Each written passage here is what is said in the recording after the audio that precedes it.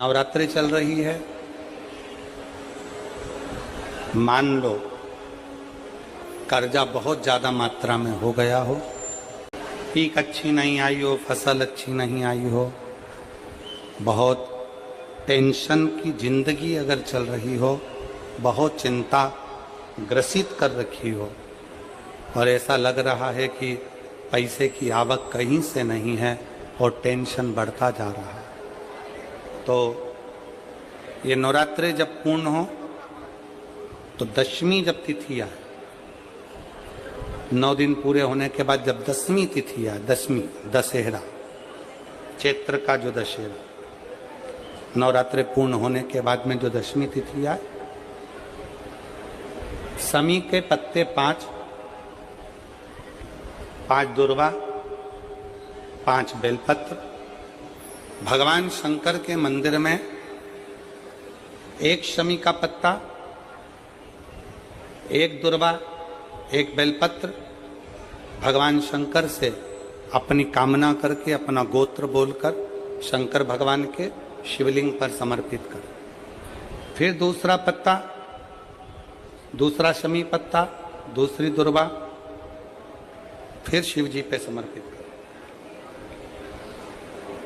5 पत्ते शमी के, 5 दुर्वा, 5 बेलपत्र, जो विजयदशमी चैत्र महीने की रहेगी, चैत्र महीने की जो दसवीं तिथि रहे नवरात्रि के बाद की, समर्पित कर कर 1 लोटा जल 3 बार शंकर जी को उसी जल से 3 बार समर्पित करें। अपनी कामना कर कर चढ़े हुए जल का भाग थोड़ा सा लेकर आए, घर के दरवाजे पर, व्यापार के स्थान पर उसका सिंचन करें और हृदय से बाबा से प्रार्थना करें, बाबा तेरे भरोसे हैं, बहुत चिंता है, बहुत टेंशन है, कर्जा बहुत है, दुख बहुत है, व्यापार चल नहीं रहा, तुझे समान। हमारा विश्वास कहता है 3 महीने के अंदर जहां भी कथा होगी वहां आपका खुद का पत्र आकर आप लिखकर भेजोगे कि मेरे बाबा ने मेरा हाथ पकड़ा। विजयदशमी पर शमी के पत्र की बड़ी महत्वता होती है और नवरात्रि के बाद में जो विजयदशमी आती है उस दशमी की बड़ी महत्वता होती है।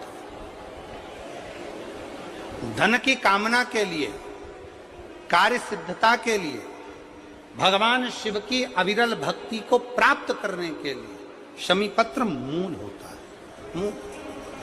और हम तो बिल्कुल कहेंगे शहादा वालों से भी, और जितने आस्था चैनल पर कथा सुन रहे हैं, जितने टीवी पर कथा सुन रहे हैं, मोबाइल पर कथा सुन रहे हैं, कि कभी कभी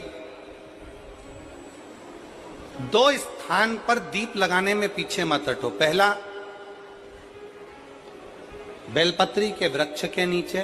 दूसरा, कहीं मौका लग जाए तो शमी के वृक्ष के नीचे भी कभी कभी अपनी कामना के लिए बाबा से प्रार्थना कर कर कि बहुत कर्जे में लदालूम हूं, बहुत तकलीफ चल रही है, तो बेलपत्री के वृक्ष के नीचे भी दिया लगाओ और शमी के पेड़ के नीचे भी दिया लगाओ। कभी कभी बाबा से प्रार्थना, फल मिल। 14 करोड़ सोने की मुद्रा कौश गया, तुरंत राजा रघु के पास। राजा रघु से कहा, महाराज 14 करोड़ सोने की मुद्रा मेरे गुरु जी को देना है, मैं ब्राह्मण का बालक हूं, आप दे दो। राजा रघु ने कहा, 14 करोड़ सोने की मुद्रा देने के लिए मना नहीं, पर मैंने अभी यज्ञ करा था, उस यज्ञ में मैंने सोने की मुद्रा सब संतों को, ब्राह्मण जन को बांटी है, मेरे पास में इतनी मुद्रा नहीं, थोड़ी बहुत निकल जाएगी, 1 करोड़ दे दूंगा, 14 करोड़ कहां से लाऊं। राजा रघु ने कहा, पर ब्राह्मण मेरे दरवाजे से खाली ना जाए, रुकिए, मैं इंद्र पर आक्रमण करता हूं। गुरु गुरु है, इंद्र पर आक्रमण करता हूं। राजा रघु ने इंद्र पर सेना तैयार कर कर आक्रमण करना प्रारंभ करा। इंद्र का सिंहासन डोलने लगा। इंद्र दौड़ते दौड़ते भगवान ब्रह्मदेव के पास में गए। राजा रघु इंद्र पर आक्रमण कर रहे हैं, इंद्र लोक पर आ रहे हैं, क्या करा जाए। एक बच्चे को 14 करोड़ सोने की मुद्रा चाहिए, गुरु ने मांगी है, इसीलिए लेकर जा रहा है। उसको 14 करोड़ स्वर्ण मुद्रा, हाँ 14 करोड़, हाँ क्या करें। इंद्र से कहा, राजा रघु यहां पर आए स्वर्ण मुद्रा लेने के लिए, आप कुबेर को बुलाओ और कुबेर से कहो कि तू जाकर 14 करोड़ सोने की मुद्रा दे दे।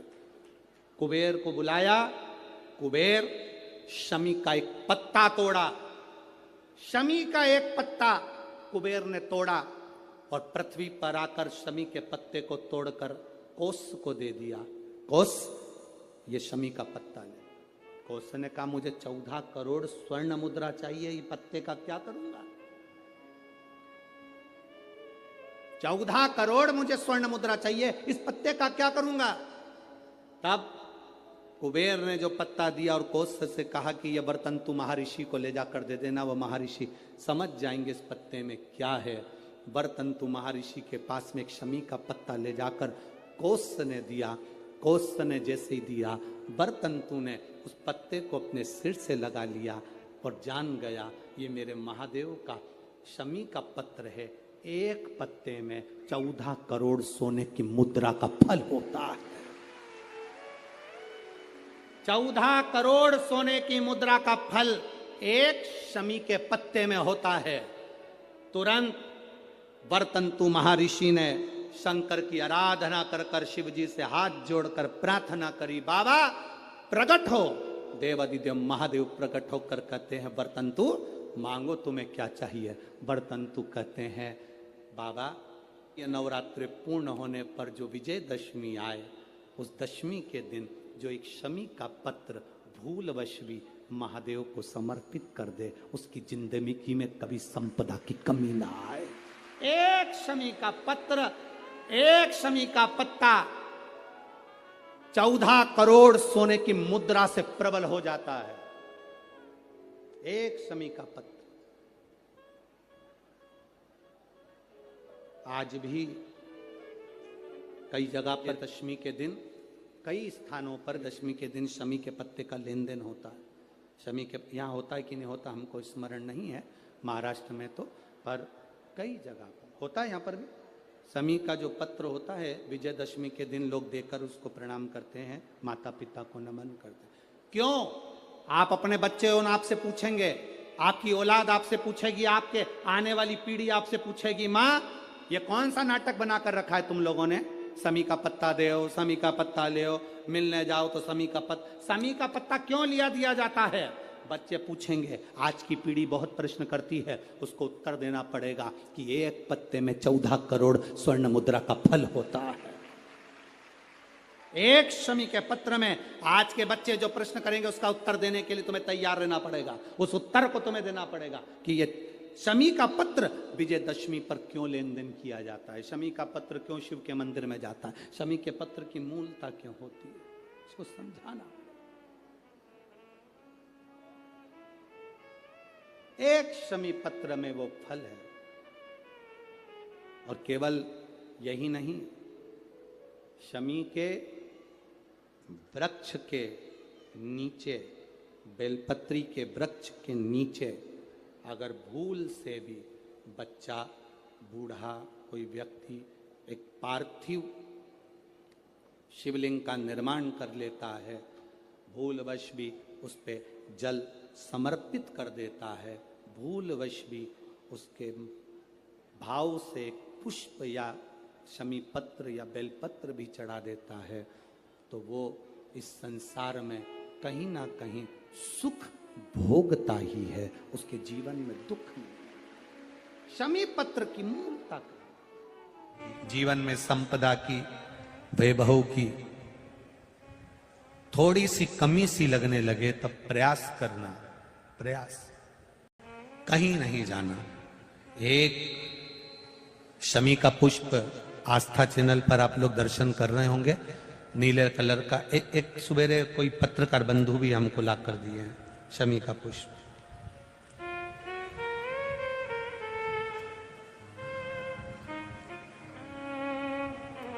टीवी पर आपको आस्था वाले दिखा रहे होंगे, उसको अच्छे से देख लेना। ये तो हमारे हाथ में कोई एक पत्रकार बंधु ने ला कर दिया था, शमी का पुष्प, ये कलर का, देखिए। हाँ, आप ही लाए थे उसको, साधुवाद था आपको। तो ये शमी का पुष्प भूल से भी अगस्त से मार्च अप्रैल तक शमी का फूल आता है, लगभग एक आध महीना कोई वृक्ष ऊपर नीचे हो सके तो हो जाए, पर समय यही रहता है लगभग। प्रयास कर, एक शमी का पुष्प भी अगर भूल से भी देवाधिदेव महादेव को समर्पित हो जाता है, शंकर भगवान को भूल वश भी चढ़ जाता है, तो व्यक्ति खड्डे में नहीं गिरता, अगर गिर भी गया तो उबर कर वापस बाहर आ जाता है। धन वैभव संपदा में शमी पुष्प की बड़ी महत्वता।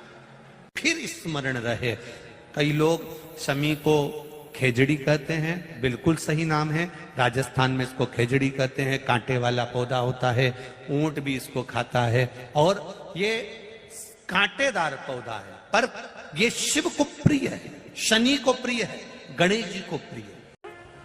एक पत्ती में जितनी पत्तियां लगी होती हैं और एक पत्ती के अंदर, जरा ध्यान देंगे, जैसे इस पत्ती में ढेर सारी पत्तियां लगी हुई है, उस पत्ती में से भी एक पत्ती तोड़ोगे और एक पत्ती तोड़ने पर उस पत्ती को भी अगर गिनोगे तो उसमें बहुत सारी पत्तियां होती हैं। आज प्रयास करना, अगर कहीं आपको शमी की पत्ती मिले तो जैसे ये पत्ती, इस पत्ती को तोड़ा गया, इस पत्ती में से एक पत्ती निकाली गई और एक पत्ती निकालकर आप धीरे से रखना, उसमें भी बारीक बारीक बारीक बारीक बारीक बारीक बहुत सारी पत्तियां नजर आती हैं। शिव महापुराण की कथा कहती है, जो सोमवार की अष्टमी हो या प्रदोष का व्रत हो या 12 महीने की शिवरात्रि हो या किसी भी दिन प्रदोष काल के अंतर्गत शंकर भगवान को एक शमी का पत्ता कोई भूलवश भी समर्पित कर देता है, तो जितनी एक पत्ती में पत्तियां होती है और उस पत्ती के अंदर भी एक पत्ती को तोड़ने के बाद जितनी पत्तियां होती है, उतने जन्म मृत्यु लोक में मनुष्य के नहीं होते। 84 लाख योनियों में से वो योनियां कट जाती हैं और देव योनि प्राप्त हो जाती है। श्री शिवाय नमस्तुभ्यं, हरे महादेव। 7 अप्रैल के दिन दशमी पड़ रही है, जो चैत्र नवरात्रि का दशमी है। दशमी के दिन शमी पत्र, बेलपत्र और दुर्वा का विशेष उपाय पूज्य गुरु जी पंडित प्रदीप मिश्रा जी के द्वारा बताया गया कथा में बेलपत्र और शमी पत्र का विशेष उपाय। तो आशा करती हूँ यह वीडियो पसंद आई होगी। वीडियो पसंद आई होगी तो वीडियो को लाइक करें और हमारे YouTube चैनल पर नए हैं तो चैनल को सब्सक्राइब कर लें और कमेंट में ओम नमः शिवाय लिखना ना